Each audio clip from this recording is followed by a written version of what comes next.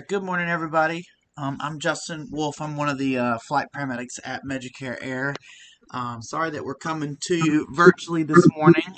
I'd much rather be in person with all of you, but weather took that kind of away from us this morning. So we were going to do the presentation virtually and record the presentation should you guys want to use it later on Target Solutions or for any more of your training. Just a reminder, I'm sure you guys put this out to yourselves, but the National Registry just permanently suspended all distributive education limits. So this presentation could potentially be used for some of your National Registry stuff as well. So if you guys need this presentation, I think John's going to get it. I'm going to send him a link to it, and it'll be available for you guys to review later at a time of your choosing. I'll also record it on YouTube so that you can see the presentation recorded as well. Let me get this right here.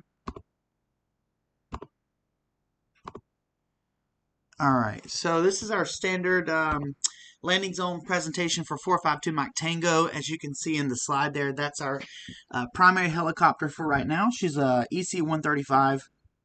Two-patient capable, two-engine aircraft with IFR capability, which means we can fly in bad weather as well as general weather. So we're the only bird in the state, especially in this area for the eastern region, that can fly in bad weather as well as regular VFR conditions. So that's one of the unique traits that we bring to the table. We are getting into a 145 that's actually finishing up its training right now. So we have a bigger helicopter that will probably be in the skies for us as a primary asset in the next week or two. So those are some of the fun stuff that we have going on right now, and you guys will probably be seeing that aircraft in your next landing zone trainings, depending how fast we can get those out to you. So the 145 is a little bit bigger. The landing zone considerations are pretty much the same. We would still need 100 by 100. There's no big changes for you guys except that the tail rotor is open. As you can see on the 135, our tail rotor is closed, but on the 145 it is open. That does bring a little bit more of a safety concern, and so when we go live with the 145, we will put this presentation out again with some updates to the visuals of that and just kind of make sure that that additional safety component is touched on. So if you guys have any questions about the presentation, please don't hesitate to unmute and ask those questions, and we'll address them as we go through the presentation. So this is the stuff we're going to talk about. You guys have most likely had this before. I think we've done this annually for you for some time until COVID happened. Of course, we can kind of blame everything on COVID. I think that's fair at this point. But we hope to get back to that and get some more in-person time with you all, especially with your Charleston County scene calls, and increasing our availability to you for that. As you guys already know, we would prefer to be launched from dispatch information. Anyone can launch a helicopter. Of course, you're confined to your policies and your procedures, but anyone can launch a helicopter. And so I get a question all the time from my medics within my fire department. Well, what if the ALS assets get on scene and they cancel the helicopter? Well, that's on them. So what? So if you guys are within your policy and procedure to call for a helicopter for those things that you think it is necessary for, call as early as possible. The faster you can get us in the air, the more likely we're able to be of a huge positive to the patient's outcome. So keep that in mind. We are preferring what we call auto launch, which is where we interact ourselves with dispatch centers, and from the 911 caller's perspective, the information that they're giving, we would launch immediately from that. So not every agency is quite there yet, but that is the hope. That is the best case scenario that you could see as far as toning out an asset that takes time to get into the air. So on general, it takes us about 10 minutes to get into the air, and you guys are pretty close to us, so the flight time to you is pretty short, maybe 5 to 7 minutes on a general basis. And so by the time you guys get on scene and lay eyes on the patient, if we were launched from the initial dispatch information, we'd probably be in the vicinity of your area. So keep that in mind.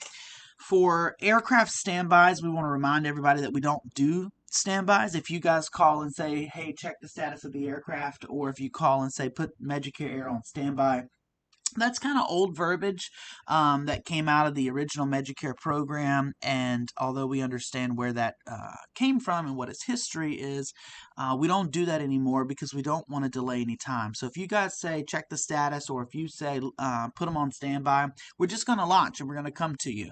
And the main talking point that we want to give on that is that there's no penalty for you guys launching us. If we're able to come and land and help you out, great. And if we're not, we'll turn around and we'll go home.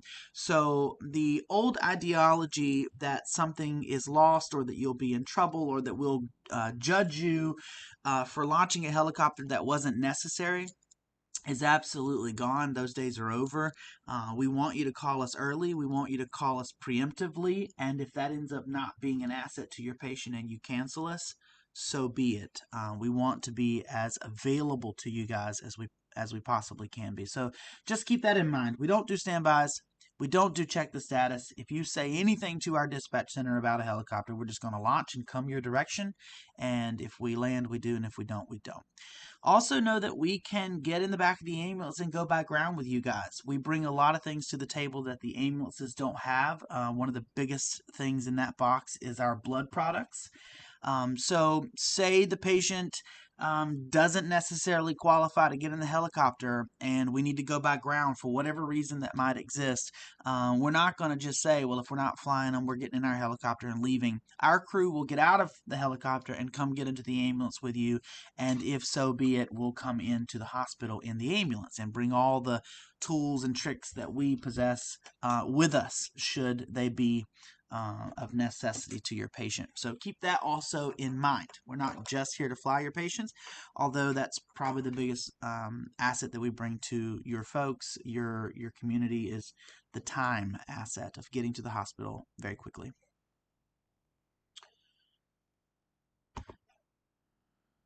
You can always call us from this number here, but you guys know that you launch us via your dispatch center. So just call up on Charleston Common or call up on Charleston Ops, and you'll be able to launch a helicopter. And again, anyone can do that. Again, reminding you that we are two-patient capable, but we do need some heads up on that. If that's going to be what we're doing today, it would be great to have some heads up. If we didn't get a heads up, we could still do it, but it definitely saves some time. If we're going to have to transport two patients. Typically in the two-patient scenario, one of those can be really sick and one of those may be on a medium side. We wouldn't want to manage two airways in the aircraft. There's not enough room for that, and so it does become a safety concern. So if you're thinking like a mom and a child, we do that sometimes, and that works out really nicely. They're going to the same facility, so they're not being separated, and that I think is a real positive for families. Patient weight in and of itself is not a huge problem for us. We have a general rule that if it ships, it fits. If it fits, it ships, and that's kind of how we do it. However, everyone's weight, including the crew, does take away from fuel. And so we do need to know a weight, just like every other helicopter would need to know a weight, even though it doesn't play directly into our ability to or to not take the patient. It does have a role.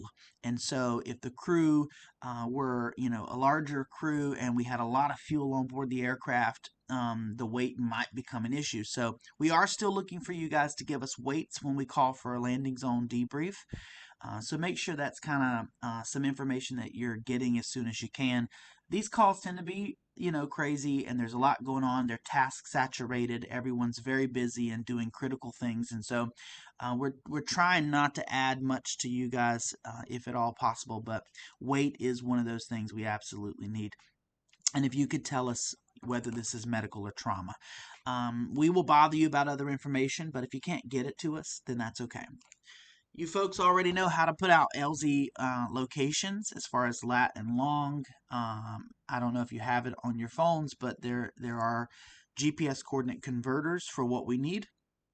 But if you don't have GPS coordinate converters for the decimal minute second system, you can just tell the dispatch center from Educare Air whatever coordinates you do have, and they will convert it. They'll be able to identify that those coordinates aren't quite in our format, and they will be able to convert them themselves. So never worry about whether you're getting your latitude and longitude coordinates in a format that we need. We'll figure it out. If you do know how to convert those, or you've done it before for decimal, minute, seconds, then that would be great, but it's not required. Obviously, you guys will have a point of contact on the ground, the LZ commander, and we're looking to stay on the radio with point-to-point contact with you all the way to the ground. That keeps us safe. If there was a change with the LZ, you guys would be able to tell us to wave off. Typically, wave off means that we're going to not land. Let's pull power and go out of the LZ and maybe do a couple rotations at 500 feet and see if there are some factors we can mitigate and maybe land there safely after doing so, or maybe even move the LZ.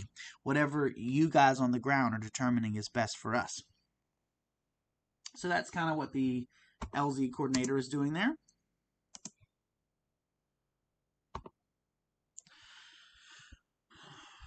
We got to get out of our controlled airspace, so that does take a little bit of time. This is just letting you know that you might find a little bit of a delay from launching us because we have to clear from air traffic control before we can talk to you because they're maintaining control of our aircraft.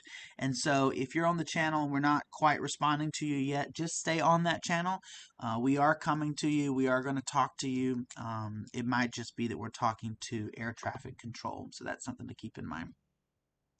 Again, don't worry about canceling us. If you cancel us, you cancel us. It's fine. For burn patients, this has changed a little bit. One of the most common reasons you guys will call us is because it's a typical 3 to 4 hour drive to Augusta from our area. And you're wasting that patient's time to take them to a non-burn center. That flight for us is about 45 to 50 minutes, depending on weather. The problem with this slide is that MUSC has now established themselves as a burn center. They are comprehensive. They can go to reconstructive surgery. They can manage patients for trauma and for burn. And so MUSC has kind of changed the game here. With that said, though, there are a lot of patients still going to Augusta for circumferential wounds, points of articulation that require specialized surgical intervention. Those patients are still sometimes going to Augusta. So if you guys have a burn patient, do let us know as soon as you can, as early as you can, so that we can take on enough fuel to go to Augusta should that be where the patient's destination is best to serve them. That's probably not the case. MUSC is serving a diverse population of burn patients at this point. They definitely are serving pediatric populations as well. And so it is likely now that we will take your burn patient to MUSC instead of Augusta Burn, depending on the circumstances there. So do just let us know that. And if you don't, and we pick the patient up and Augusta is where they should go, we have an ability to fuel the patient en route, and so fuel the aircraft with the patient en route. So it's not going to end the game, but it might cause delay. So if it's a burn patient, let us know as soon as you possibly can. You guys know that we serve trauma commonly, but don't forget that we also serve your medical patients. So your time-sensitive medical emergencies like STEMIs, which are heart attacks, or strokes, which are CVAs. Stroke is probably our number one flight reason at the point we are in the year right now. So that's a very common one for us. Just don't forget those medical patients are also very time sensitive.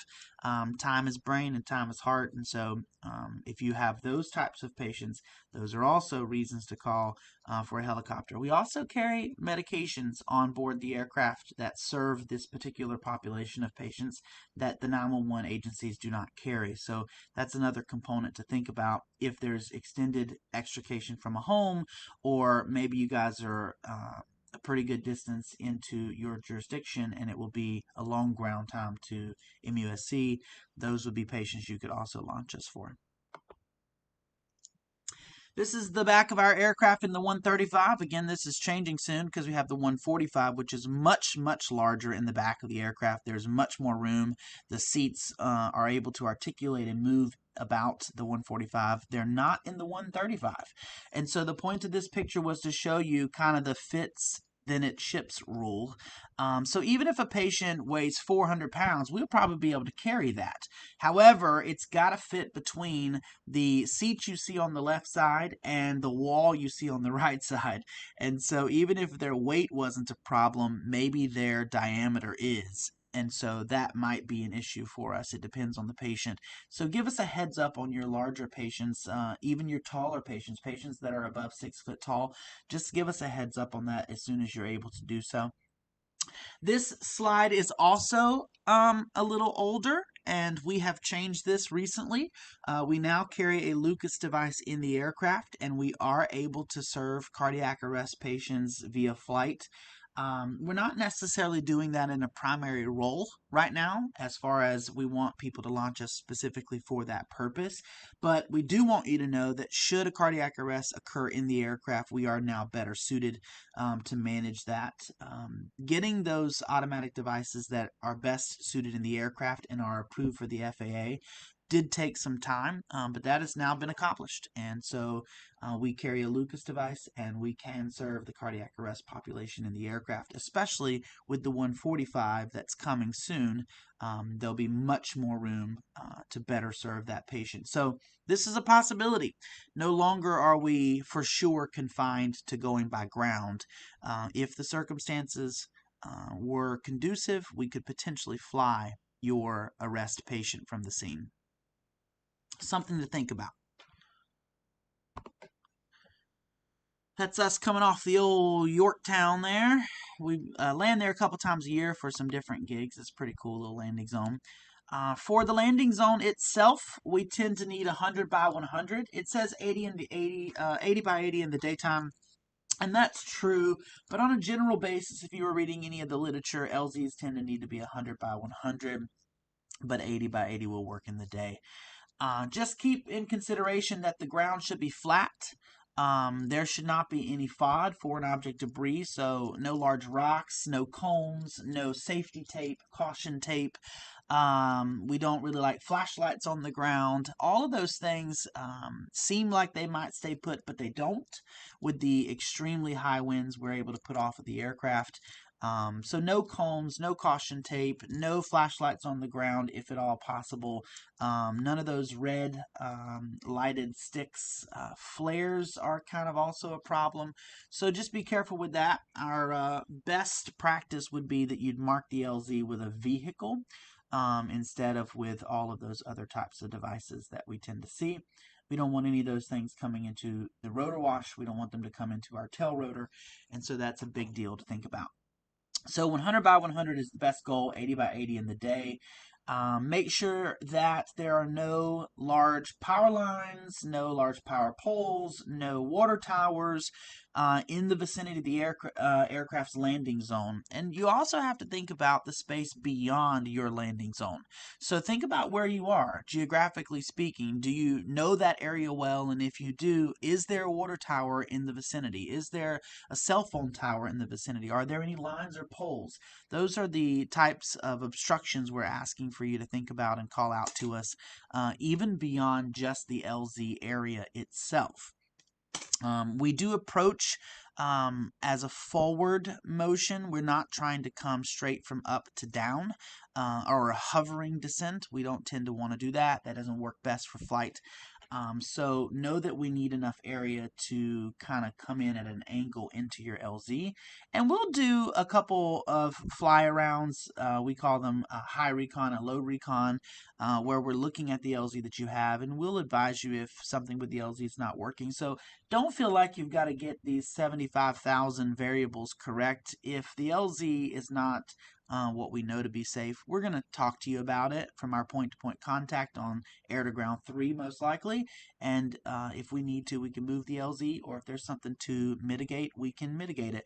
There are people who get so nervous about the LZ that you know, shuns them away from calling us. We'll figure it out together. That is for sure. And we have enough fuel to stay in the air and figure it out with you and say, hey, I know you were picking site number A, but to your west about half a mile is a really great spot. Can you consider that spot? Can you go there and look at that spot? So we'll figure it out together if one LZ is better than another. We love pavement. We love flat grass. We don't like grade. If you're landing on a grade, the helicopter doesn't perform very well. And so anything flat is great. We like you guys to walk that area, even if you're familiar with it, and make sure that it is indeed, it's not too wet, it hasn't become muddy, because the aircraft can sink below the skid line, and that could cause some problems for us. And it also makes it difficult to get the patient in and out of the aircraft. So thinking about wires, thinking about debris. Those are the things we're looking for with landing zones. Here's what you see on the ground versus what we see in the air. And so as you can see, those power lines that run adjacent to the road there, they're kind of difficult for us to see. So we're really relying on you guys to make sure there are no lines crossing into the LZ or even close to the LZ, because remember, we come in at an angle. All right, making sure that it's not too dusty and dry or even snowy. We call those brownouts and whiteouts. So when we go to land, there's so much dust, there's so much snow, there's so much, kind of darker sediment that it flies up into the aircraft's visibility and we can't see to land safely. These are pretty dangerous conditions. And so if you were to find that to be the case, if it was just really hot out, we haven't had a lot of rain, you guys could take the fire truck and wet that area down, and it would prevent that from happening to us. So something to consider if it was needed.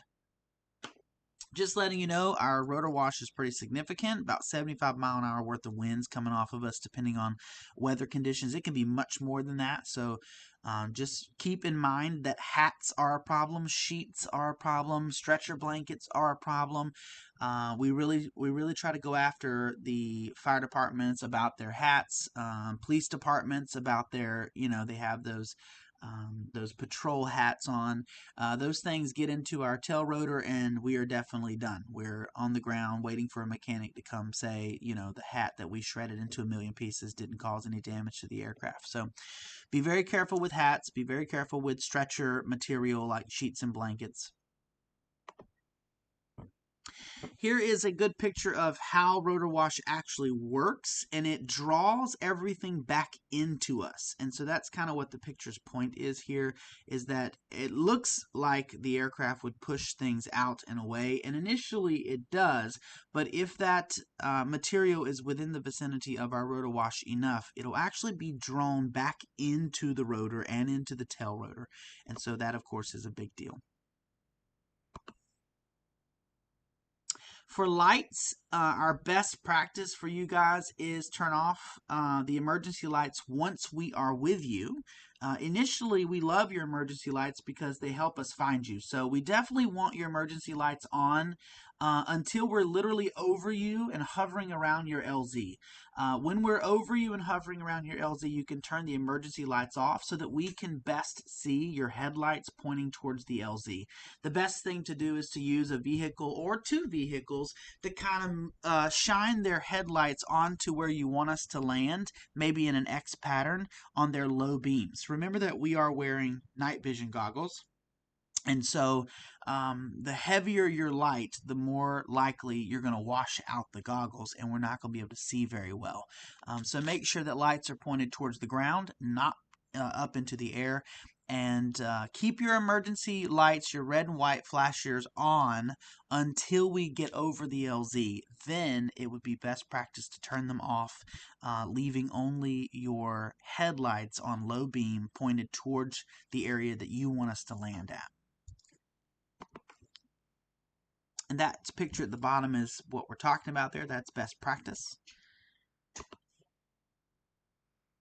Make sure that the person who does walk the LZ gets out of the way of the LZ. We do occasionally find someone that attempts to land the aircraft like you would see some of the flight walkers landing the aircraft. We do not need that, nor do we actually communicate that way. We don't actually have landing signals, nor do we need them. And so it isn't actually helping the pilot. It's actually probably causing distraction. And so we would ask that no one try to maintain physical existence in the LZ. Go ahead and step out of the LZ and coordinate with us by radio. No caution tape, no flares, no cones. That would be best. And just remember that you are our eyes and ears. We're looking for you to tell us if something with the LZ has changed. We're looking for you to tell us about any obstructions of the LZ. So we're trusting you. And if you say the LZ is safe, we believe you. And if you say the LZ is unsafe, we believe you. Do not hesitate to tell us, hey, don't land, go around, wave off. This LZ is no longer safe. And we will do that. There are tons of things that could happen to a landing zone that once was safe and now is not. And so we're looking for you guys to have that control over that LZ and to keep us safe. And more importantly, ensure that we're able to serve the patient.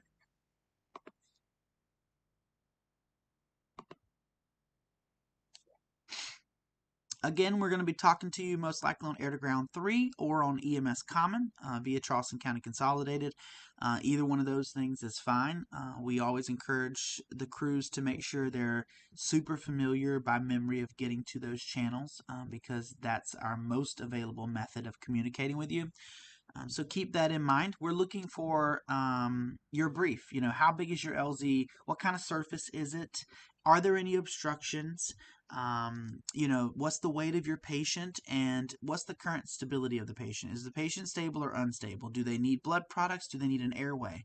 And maybe you don't know some of those things, and that's okay. At a minimum, what we're definitely looking for from you is whether or not the landing zone is safe. What kind of surface is this? How big is that area? Where do you want us? Where are the safe areas of the LZ? Where are the unsafe areas of the LZ? That's what we're wanting from you most. And if you know any patient information, especially a weight, that would be great. We're going to tell you our ETA multiple times so that everyone is aware of how far out we are so that you guys can make a decision on whether the aircraft is the best way to serve the patient. Most likely it is, but we never want to guess at that. Me and my partner do not make money off the flight. And so if we don't fly the patient because it's not what's best for the patient, you're not hurting our feelings one single bit. However, we're going to do everything we can to make the asset worthy for your patient contact. We want the method of transport to be whatever best serves your patient.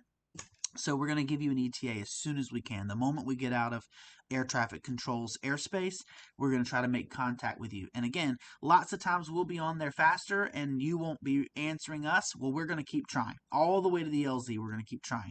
Should you get onto the radio channel before us and we're not quite answering you, know that we're probably trying to clear our air traffic control communications and we'll be with you as soon as possible. So just kind of stay on there with us. Know that we don't really do north, south, west, and east very well with you guys on the ground. Our clock position also doesn't work very well for you unless you can visibly see us and we visibly see you because your 12 o'clock and our 12 o'clock is different. So we'll have to kind of get together on how to talk about what it is that you're seeing and what you're calling out. Maybe there's a cell tower, you know, west of the landing zone. So once we lay eyes on you and you can make eye contact with us, then we can say, you know, hey, at your 11 o'clock, far away from the LZ, there is a water tower. Just be aware of that. Again, this is what it looks like on night vision goggles if any of your lights are pointed up and not towards the ground. So that's a big deal. We will do 1 to 2 orbits to make sure it is safe before we land. And we'll probably tell you, hey, we're on final approach. Final approach means we've done our rotations around the landing zone. It appears to be safe. And so we're going to commit to it and come on in and land. Sometimes you guys have it set up, exactly how you think it's best served, and then we'll change it. And you're like, well, did I do something wrong? Or absolutely not. You didn't do anything wrong. It's merely about the performance of the aircraft. And so the aircraft performs in specific parameters, and we're trying all the time to meet those parameters. And so we might be adjusting things not because of anything that you could have controlled or anything that you did, but because the aircraft is best suited to behave and perform in certain conditions. So never feel like that's you or that we didn't like whatever it was that you came up with. We might just have to change it because of the aircraft. Again, if we're getting close to something that we don't see, don't assume we see it, because we don't. We do not see it. We'll never be as good as seeing things on your LZ as you are. So please, if we get close to anything, if you feel uncomfortable with anything, just say stop. Tell us to stop. We're going to stop. Say you're very close to a wire. You're very close to a tree. You're very close to an antenna. You guys should go around. And that's exactly what we're going to do. We will not second guess you. We will not attempt to verify if you're correct or not. We're going to believe you. We're going to trust you. And we're going to leave. We're going to pull pitch and come out of the LZ, and we'll rotate again at 500 feet and decide if this is something that we can fix and continue with the landing, or if we should move the LZ. So please make sure you know that you are the eyes and ears on the ground, and if you don't like it, tell us you don't like it, and we will stop. This is our preferred landing technique, like I was discussing earlier on the left here. We're coming in at an angle. This is called an helicopter EMS approach. We most likely need this approach. Helicopters can do the approach on the right here, this hover approach, but it isn't very fond of flight physiology. So this isn't something we would prefer to do. It's something we kind of need to do because there's nothing better to be done. So we can do it. If we get into a situation where this is the best option, then the angle of attack on the right is a possible angle, but we would prefer the angle you see on your left. And so that's just something to be aware of. Once we land, we're going to come out of the aircraft and make our way to you. We do not want you to make your way to us. If we are getting out of the aircraft, we will come to you. Should we not be able to get out of the aircraft for any reasons that we won't name because we don't want to jinx ourselves, then of course you guys should approach the aircraft once the blades have stopped moving. The moment we realize there's trouble, the moment we run into any type of trouble, we're going to shut the aircraft down immediately. There are buttons on the aircraft that allow us to do that relatively quickly, and so we just want to remind you that if the blades are still turning, it is not safe to approach the aircraft. Even if we're in trouble, the scene is not safe, and so then don't approach the aircraft. Unless you're a hero, and then please approach the aircraft on my side first and get my butt out before anybody else. I'm just kidding. Don't pick me before you pick them. Wink, wink. Please do. So don't approach the aircraft if the blades are still turning. I think you know that, though. Obviously, for firefighting purposes, also remember that there are magnesium and other type of rare metals in our rotor box and our tail rotor box, and so just be aware of that. Foam product is still a better methodology to go with when you're unsure when it comes to aircraft firefighting, but you guys are the experts on that, so we tell you what the information tells us to tell you, but you guys would know better than us. Just know that there are some hazardous metals in our rotor box that may react to water, so keep that in mind.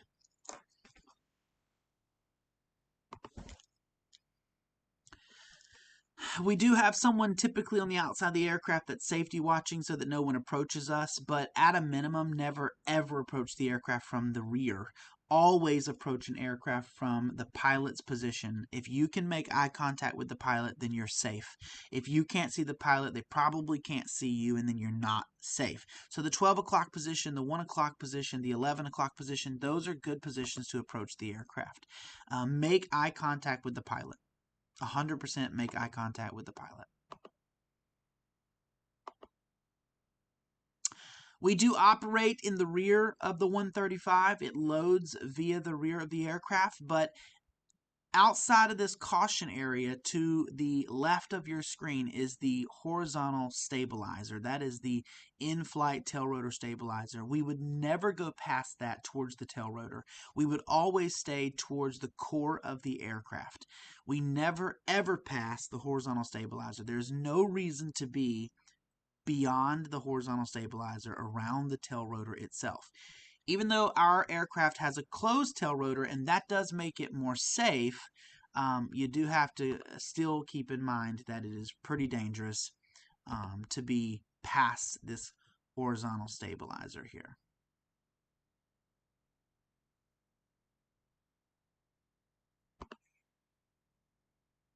As far as patient care goes, I've told you our goal is to be in the air within 10 minutes. Our goal is to be on scene no more than 10 minutes. And if we can fly the patient, that's best practice. That's our hope.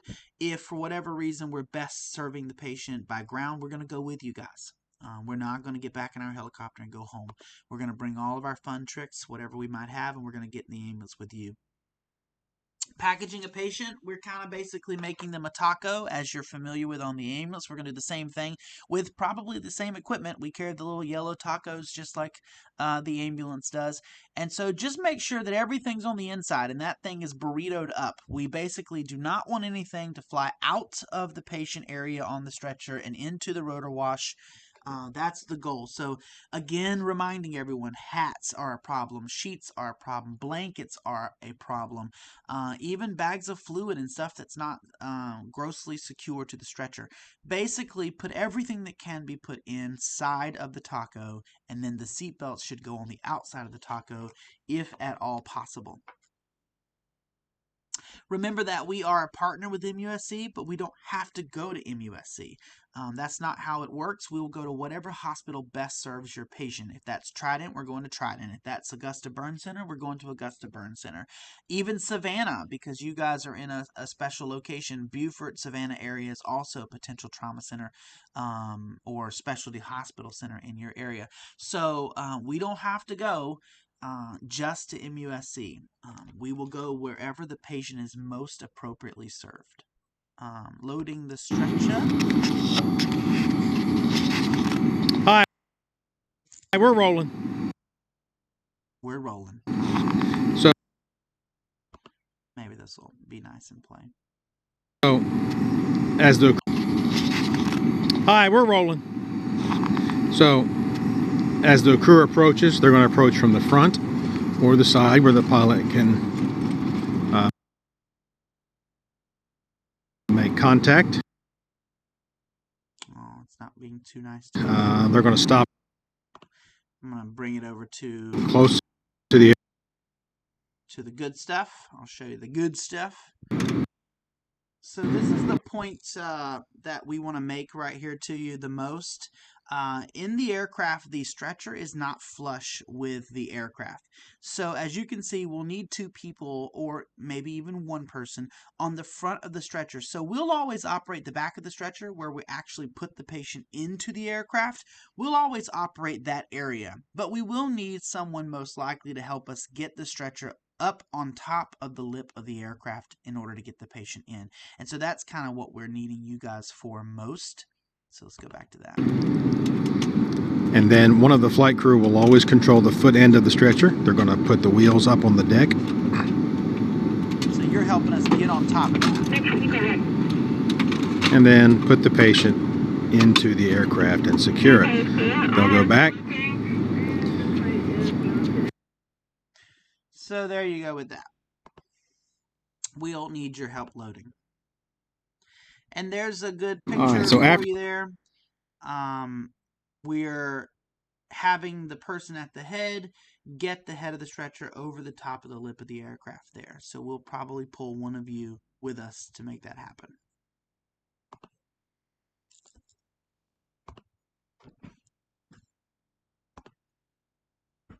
That's the view from the inside of the aircraft. Again, just pulling that head of stretcher up on top of the lip there. And you can see you've got the left seat here and the wall. They've got to fit in between those two pillars of space. Now this seat does come out, so we have some options if we're able to prepare and plan appropriately. We've got some options to take that seat out if that is a possibility for the flight. Sometimes it is. Careful with your helmets.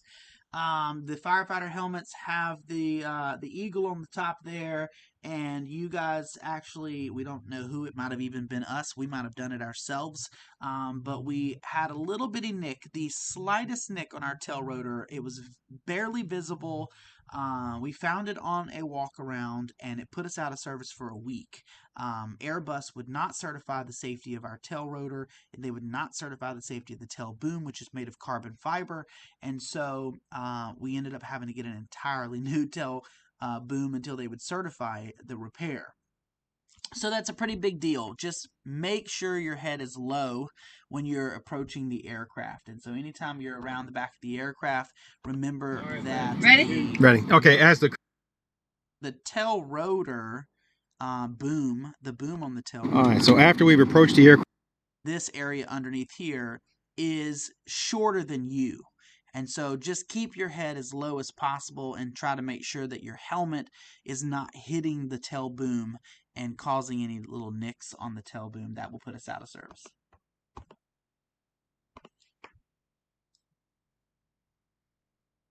Remember that when you are operating on a scene, we are keeping the rotors turning. So that is called hot loading. We're not going to have the aircraft turn completely off. And so you should never approach the aircraft if the blades are turning unless we come and get you and we bring you to our aircraft. But know that that's a normal operation for us. It does feel hot and windy in the back of the aircraft. Because the engine's exhaust is back there, but you are safe. And the best thing to do is to stay crouched in a crouched position. Just keep your head low, and you'll be just fine. But it is windy and it is kind of hot depending on the day if it's not winter time. And so sometimes that can make you feel like you're making a mistake, but that is normal. It is common. We just wanted to kind of, make sure everybody is reminded of that. The tail rotor, again, is the most dangerous part of the aircraft, so do not go past the horizontal stabilizer, which is right here. If the tail rotor is in the middle and you go left of that piece of plastic there, we'll call it plastic, that is the tail horizontal stabilizer, and so don't ever go past that. Our tail rotor is safer because it's enclosed. It's called a fenestron, so it's sucking air from one direction to another, but even that is pretty dangerous, and if you were really close to it, you would feel it pulling you. It will certainly pull hats and sheets and blankets into the tail rotor. It could even pull you off your balance, and you could reach out with your hands, and that would obviously be a disaster. So point of the story, never, ever, ever on a helicopter go anywhere near the tail rotor.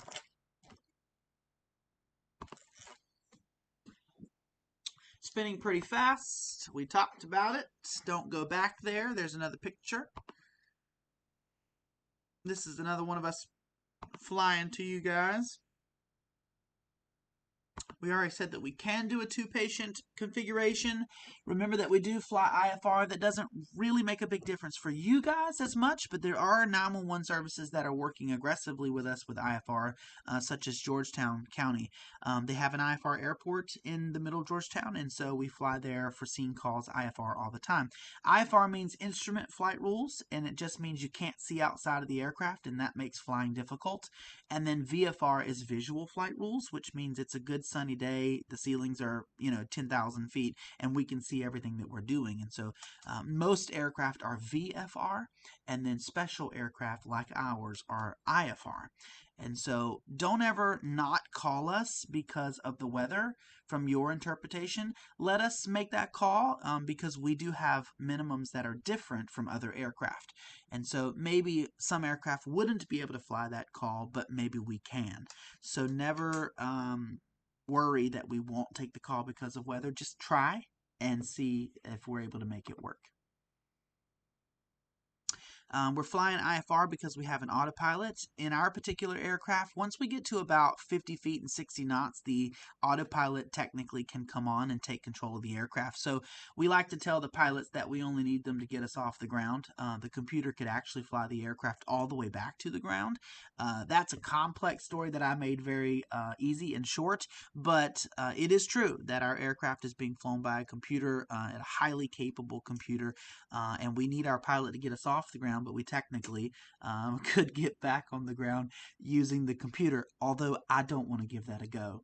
We're thankful for our pilots and their expertise. That's us flying IFR in the clouds. This is something that most helicopters cannot do. So we actually go all the way up into the clouds, and you can only see white outside of the aircraft. And that's what makes one of our abilities unique versus our sister aircraft.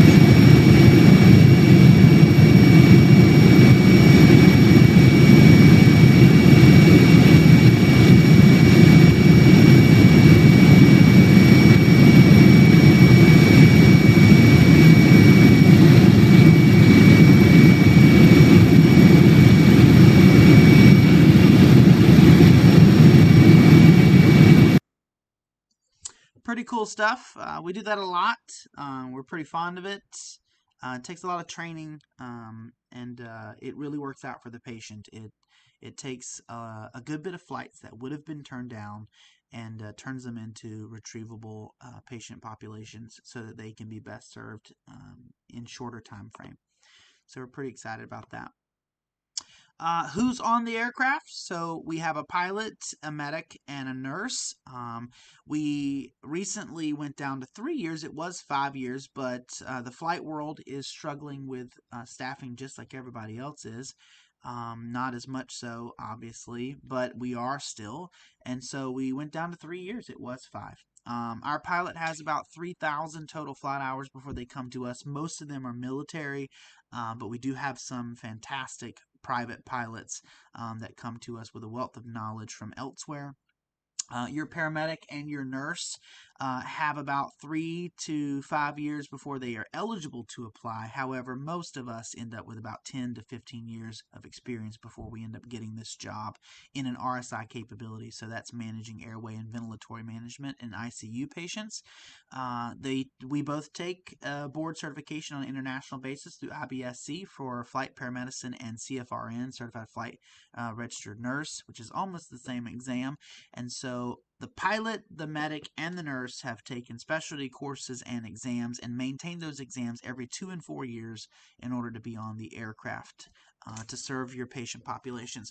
On an average basis, we're carrying surgical interventions and medication interventions and blood products that 911 ground ambulances might not have, or even some hospitals might not have. So if you're talking about putting patients to sleep and putting them on a breathing tube and ventilator, if you're talking about administering blood products, if you're talking about some advanced medications like anticonvulsants, Keppra, those types of medications aren't typically on ambulances, but we do have those capabilities. And so maybe that's why the aircraft gets called. Maybe it's extrication, and the extrication is a long period of time. Or maybe the patient was sick from the beginning of the 911 call, so you guys called so early that we were able to get there and best serve the patient. So that's a little bit about us and who's on the aircraft. I told you that we are an EC-135 right now. We'll soon be an EC-145, and the stuff about the 135 and the 145 as far as this slide is concerned is relatively the same.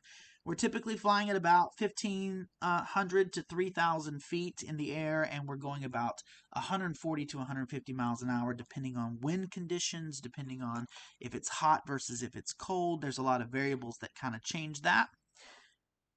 We're a dual engine aircraft, so we have 2 engines, and we can do a complete flight on 1 engine, landing and takeoff if necessary on 1 engine should that be needed. We haven't needed that. I don't want to need that. May I never see that happen, but it could happen. We burn about 1 gallon a minute, which is pretty interesting. So typically we're bringing about 120 minutes of fuel on a flight, maybe 105 to 110 depending on the crew that we have on the aircraft.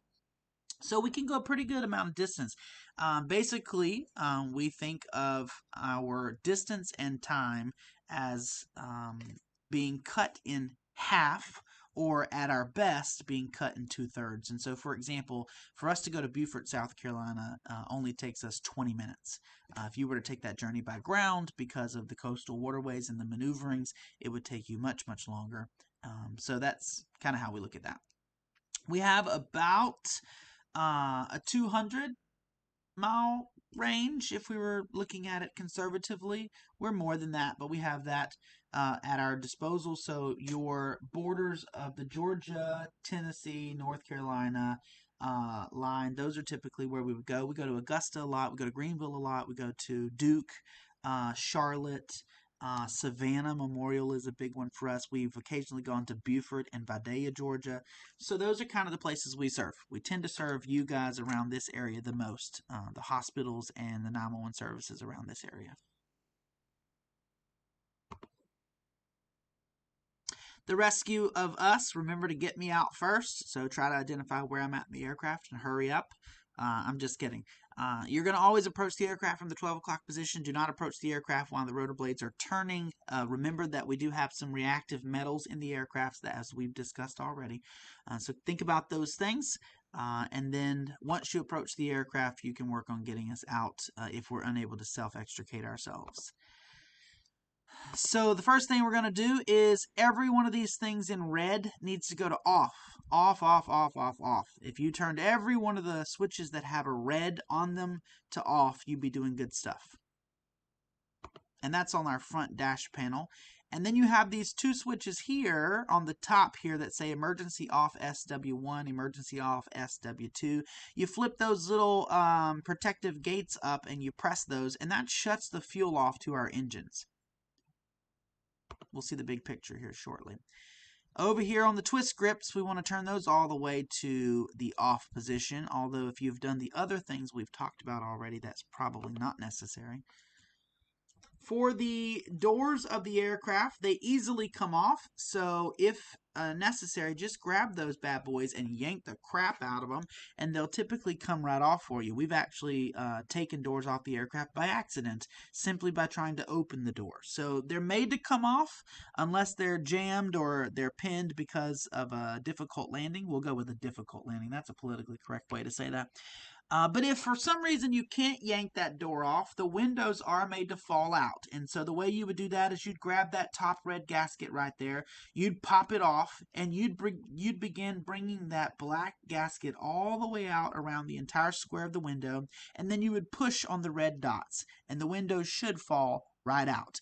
And as I always love in a moment of stress, there are instructions. And so on the top of the door there, if you don't remember this slide presentation, take a breath and remember that the instructions are right there beside the orange tab on the emergency window access.